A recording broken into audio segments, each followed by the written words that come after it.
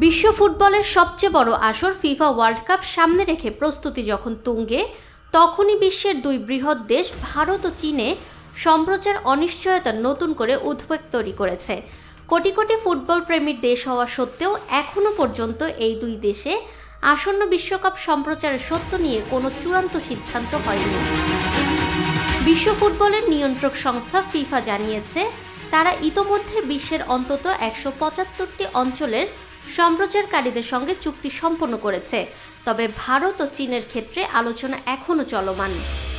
বিশেষ করে চীনের ক্ষেত্রে বিষয়টি আরও তাৎপর্যপূর্ণ। 2022 ফিফা ওয়ার্ল্ড কাপের সময় ফিফার দেওয়া তথ্য অনুযায়ী ডিজিটাল ও সামাজিক মাধ্যমে খেলা দেখার মোট সময়ের প্রায় 49.8% ছিল চীনা দর্শকদের। এত বড় দর্শক গোষ্ঠী থাকা সত্ত্বেও এবার কোনো সম্প্রচার চুক্তি না হওয়া বিস্ময়ের জন্ম দিয়েছে। ভারতের অবস্থাও প্রায় একই রকম। বিশ্বের অন্যতম বৃহৎ জনসংখ্যার দেশটিতে ফুটবলের জনপ্রিয়তা দিন দিন বাড়ছে। বিশেষ করে ইউরোপিয়ান ক্লাব ফুটবল এবং বিশ্বকাপকে ঘিরে ভারতের তরুণ প্রজন্মের আগ্রহ চোখে পড়ার মতো। অথচ এখনও পর্যন্ত কোনো সম্প্রচারকারী প্রতিষ্ঠান আনুষ্ঠানিকভাবে সত্য নিশ্চিত করতে পারেনি।